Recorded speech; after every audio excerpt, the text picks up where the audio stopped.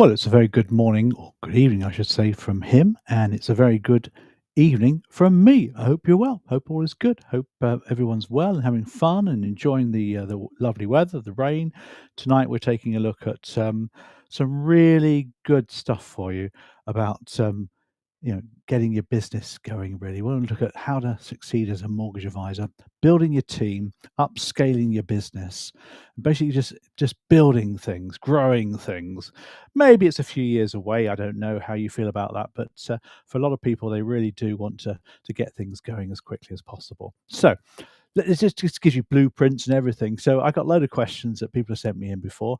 So I'm going to put those up on the screen in a second, and we're going to talk them through. So without any further ado, let's head over to my other office. So let's head over there. Hold on for me. I'm just coming in. Hold on. Here I am. I've just arrived in my office.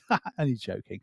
It's a green screen, as you know. So first question, just straight in there with some answers. First question for you is, do you have some case studies of successful firms, Paul, in the mortgage sector? Well, I work with dozens, hundreds of mortgage firms, financial services firms as well, have done for years.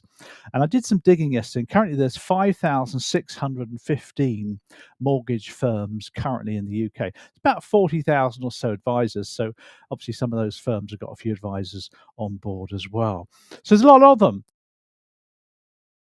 Big things too. It does depend really on the size of the firm. Now, successful case studies. There's plenty of companies out there that are good. I mean, I know a number of firms from one man bands who just have one advisor, and they've got 3 or 4 admin people behind them. I know some firms here in Gloucester who have got 12, 13, 14 advisors, and they've grown over the last 15 years. They've done it slowly. And the managing director, she runs the firm and looks after the firm. She's not doing advising anymore. She's got 12 advisors to do that. You've got enormous firms, of course, London Countrywide, people like the Mortgage Brain with hundreds of advisors according to their marketplace. And it comes down to two things. As a mortgage advisor, do you want to work in the business, or do you want to work on the business? That's the key thing, isn't it? Now, these people that have lots of advisors are working on their business, but people that have 1 or 2 advisors are working in it because they're actually advising day in, day out. And you might actually like that side of the business. There's nothing wrong with that at all. So let's look at some more questions and some more tips and techniques for you to help you along the way. Next question then, coming on up. Here we go. Why should I expand my business beyond me? Well, it's entirely up to you, really, why you should do it. Well, you might have a big ego. That's okay. You might just want to make more money, because there's only so much money you personally can make as a financial advisor, mortgage advisor. Of course, there's only so many hours in the day. You might want a legacy to maybe leave to your family, your children at some point. You might want to sell the business. You might want to help your client bank to get more advice in different areas. You just might want to have an empire. There's nothing wrong with that, but you can remain small and tidy if you want to. The financial services sector allows for that because it's so very well regulated. You can operate as a small one-person band if you wish to. So that's a few reasons why you should do it as well. How can I grow my business is the next question. Well, there's a lot of things you need to do here. The first thing you need to do is to possibly not be an AR, an appointed representative. You probably want to look at directly authorized. But I'll come on to that in a second. Secondly, you need to make sure you've got systems and processes in place. You're not just a network member who does what they're told. You have to have your own systems and processes and procedures in place. That all needs to be documented as well. You need to be able to recruit people, train people, get the best people, motivate them. You need to have managerial kind of capability as well. And you need to invest in tech. You need to bring in all the tech you can into the business in order to get the most out of that side of things. Automation is key. So there's a few other ideas there for you about how you can grow your business. Next question. Here we go. How can I prepare now for upscale later? Well, there's lots of things you can do here. One of the most important things is you need to covet your client bank. We've talked about this before. You will have a client bank. I call it client bank, odd name really, but you'll have a list of clients who you deal with regularly, and you look after their financial affairs, their mortgage affairs, their finances, protection, etc. Make sure you covet them, put them into a CRM system, protect them, contact them, look after them. That is the value of your business. So that's the first thing that you need to be doing along the way. Make sure that you digitize everything. We've talked about that. Don't have paper flying around. Make sure you use all the tech you possibly can as well. Make sure you put everything into procedure manuals. Talking to a client yesterday, he runs a small business up in the Northeast, and he's bringing in some new advisors, only one or two, but he's got all of his procedures and processes in a manual. It's called a training manual. It's a work in progress. It keeps changing, but if somebody wants to know how to do something, they can refer to the manual rather than asking the boss. That's the difference. That's upscaling. There's a few ideas there to help you to prepare for upscaling. What people do I need on my team to expand? Okay. Well, if you want to be a great big conglomerate, you need a CIO, a CFO, you need loads of people on the C-suite. The C-suite is the board of directors, because undoubtedly you'll be a limited company at this point. A board of directors who all have various responsibilities. You can go there if you want to. HR, you can have marketing people, you can have tech people, supervisors, managers, team leaders, all sorts of people if you want to. I think the first kind of person you need on your team is kind of like an office manager. He or she will manage the office and manage the office, I mean, in inverted commas, because you might be all virtual. He'll manage the systems, the procedures, etc. You need somebody like that. You may want to have compliance. You obviously you outsource that to start with, or use your network's compliance, but you might have your own compliance people. When you're small, you tend to have people that take on a number of hats. You can't have everybody doing one thing because there's nothing else to do because you're not that big yet, are you? So that's something to think about. Marketing is the first thing to go for because you need to grow your business by getting more clients. It's pretty simple, really. And then you'll need to be able to get somebody who's good at recruiting. You may want to learn these techniques yourself as well. So there's a few people there that you'll need to expand your business. C-suite of people. How can I pivot from AR to DA, point of representative, to directly authorized? Now, this is quite an important one to look at because most people that join the sector as self-employed tend to become ARs. That's an appointed representative of some kind of principal, be it a firm or a network, because it's easy, it's simple. They do everything for you. You just earn some money and you give them a slice of what you earn. It's a model that kind of works. Now, directly authorized means that you're in control. You're directly authorized with the FCA. Obviously, you've got to do as they're told. You've got your own rules and regulations. You've got to be able to do all the things that the network would have done for you. But you have control over your destiny. And I think that's important. The first thing you need to do is get somebody to help you. It's not easy.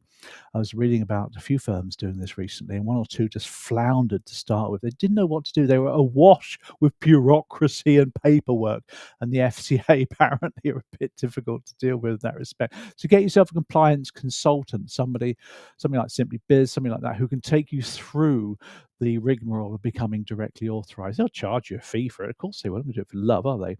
But they will help you to pivot towards being directly authorized. And then, of course, you can start growing your business. So I think that's your first port of call, is to get into a DA position. Good question, that one. Next question.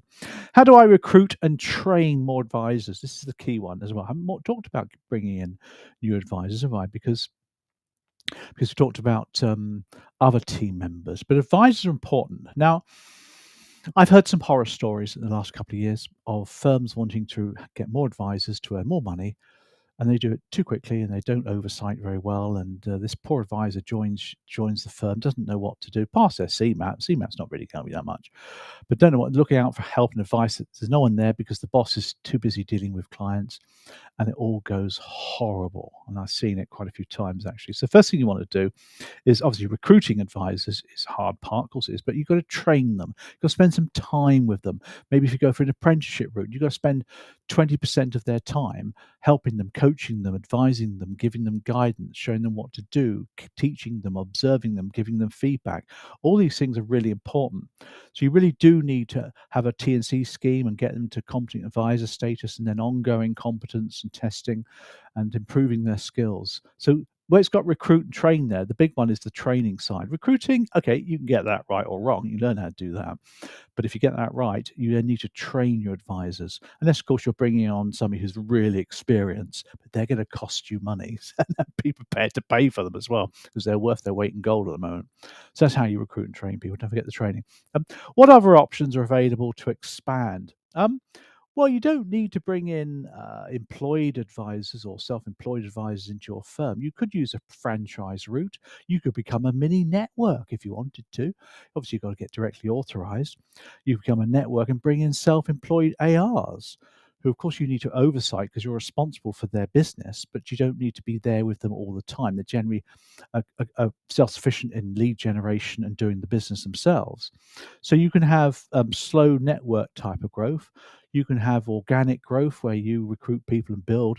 You can go and buy another firm if you want to, through acquisitions. Nothing wrong with that. You can merge if you wish to. Might see some mergers over the next few years. Be quite interesting, wouldn't it? You could look at becoming a packager, maybe. Talk about that. There's a question coming up on that, I think. So you could look at packaging route rather than just network or just growing your business or franchise, that sort of thing. So there's a few other options there to expand. Next question. Here we go.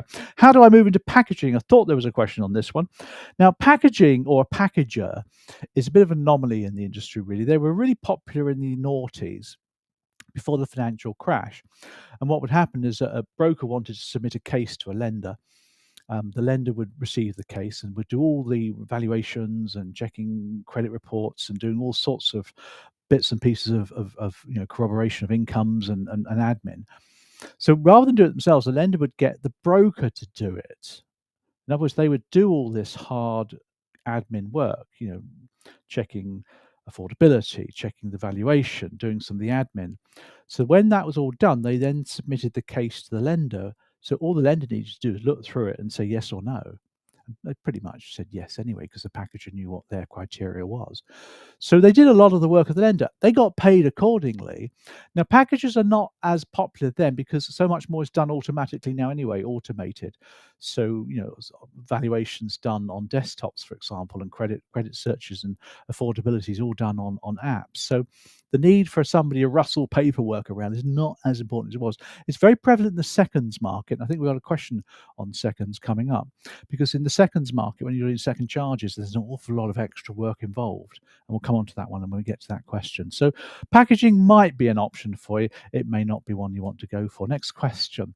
How about the seconds marketplace? I knew there was a question coming up on this one. Now, the seconds marketplace. Now, hold on, a bit of history quickly. 2016, the MCD came along and second charges became regulated under the Financial Conduct Authority, same as any other mortgage. So for mortgages, first charge, second, third, fourth, fifth charges, they're all regulated. But second charge lending still has an awful lot of extra work attached to it. So you have to do credit searches.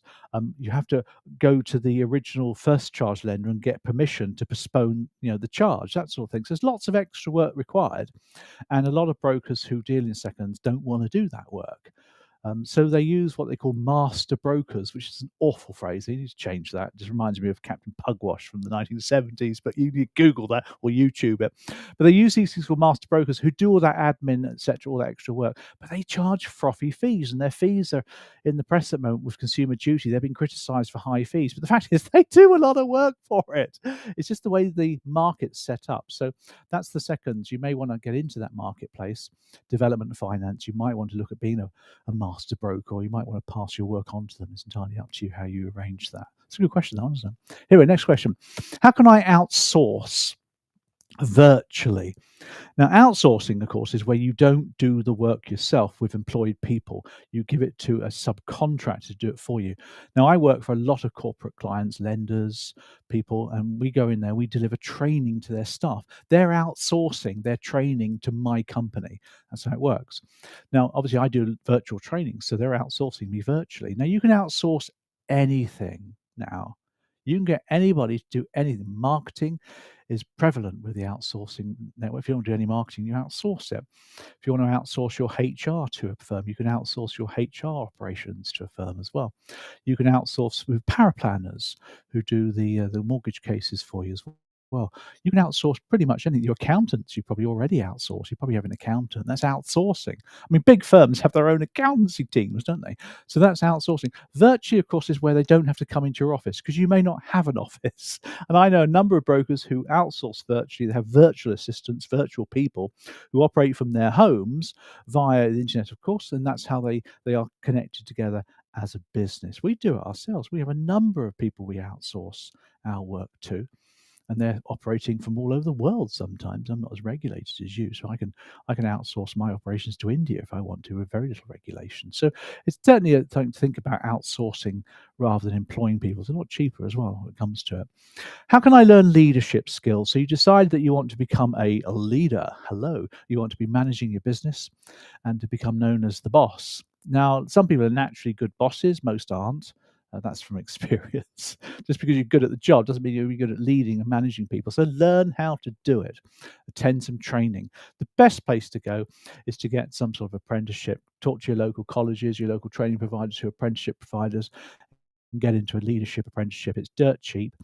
You probably won't need to pay very much towards it at all because the government levy pays for it. So I would suggest that's your best route to go. For you personally, you don't have to be a leader while you're learning how to be one, although it does help actually if you are one aspiring to become one as well, particularly for an apprenticeship. Sign up for LinkedIn, the LinkedIn Navigator thing they've got. It gives you free training, really good training actually. Very generic LinkedIn training. It's all online, of course, but some quality people delivering it on video. I've seen some of the stuff they do. It's very good, but it's all very generic. You see, it's not tailored to your situation, or it's not financial services related. So you'll have to be able to work and pick through that. So that's how you develop your leadership skills. But get some training because it's not easy. You can learn to be a leader, learn to be a very good leader. What is a supervisor? Well, a supervisor is a leader in financial services, but she's a frontline leader. She's the first line manager. We call them coaches. Her job is to supervise all of the advisors that you have on your books, be they employed or self-employed, ARs, doesn't matter. If you're responsible for their advice, you need a supervisor. A lot of firms don't do as much as they should do. You need to have a supervisor that can spend time. She can coach, she can train, she can observe, she can give feedback. All these things. She's good with people. She's communicative. She's experienced. She knows how the job works. Supervisors are worth their weight in gold. You can get virtual ones. I know a couple of good networks who use virtual supervisors who come in and supervise advisors using video. I do it myself for firms because people outsource it to me on a regular basis, where you observe a client meeting on video. It's easy. And then you give feedback and observation, all those good things. So that's what a supervisor is. She is an significant harm function, so she would be registered under the certification regime as well. So she's a formal employee, although she's not a licensed advisor, but she should have experience in that area. That's a supervisor for you. Next question. How do I coach a team? Well, you decide to do your own coaching, so that's good. So that's great. Or you can get supervisors to do it. Coaching actually it's not a real sort of complicated thing, really. People get quite uptight with coaching. You get these great big manuals on coaching. Coaching in its pure state is helping an advisor to improve their skills and abilities. Helping is the key word. You're facilitating it. You're not telling them what to do. That's teaching. A coach is somebody who holds back and asks good questions. She lets the advisor shine. Obviously, she doesn't want them to take any risks. Of course, she doesn't. So she uses a model like Grow, for example, where she asks lots of questions and does lots of listening as well. She'll stand side by side with the advisor when the advisor's talking to clients. She'll be on the phone listening to the client calls, and she'll be constantly giving feedback to help the advisor to improve themselves as a result of being trained. So that's coaching, and you could do that too. You can get good at that. Get some training on how to be a coach. I've got a book on the topic if you want to buy that from me. It's not much money. Or get me and I can teach you how to be a coach. It's not a difficult thing to do. It's a really rewarding occupation. You stop being a boss, by the way, when you're a coach. You don't want to do that. You want to facilitate and draw the advisor out, telling them what they're going to do and do differently as well. So that's coaching, isn't it? How do I run a T&C scheme, training and competence? You would have read about this in your CMAT 1, or maybe you are going to at some point. A T&C scheme is a formal requirement of the FCA. It's one of their, it's in their handbook, one of the top rules, I think it is. And it's a training scheme for all intents and purposes. They tend to call them academies now. We notice all the financial planning firms got academies. All very important, isn't it? Academies. But the point is, it's a T&C scheme. T&C means training and competence. You train somebody to reach a competent level, and then you maintain that competence. Simple as that, really. Competence is knowledge of the industry, knowledge of products, knowledge of everything, really, computer systems, firms, procedures. There's an awful lot of knowledge going on there, but it's the skills to be able to be an advisor, talk to clients, operate computers, all sorts of things, operate tech and relate to people, understand knowledge, apply knowledge. So there's a lot of skills and knowledge that they need to gain. Once they've gained it, you then test them to make sure they can do it. You observe them doing the job, on the job training. Lots of coaching goes on there as well with TNC. They get their CAS. CAS is the key one. Competent advisor status.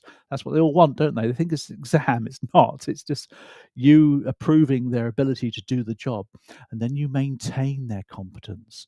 Through CPD is the key one. I'm doing a lot of work now with advisors, mortgage advisors, who want their CPD each year. They need to get some training and education, and of course they're attending the provider events. It's just getting product criteria. They need to learn about the sector more. CPD is really key to keep up to date with the changes and things.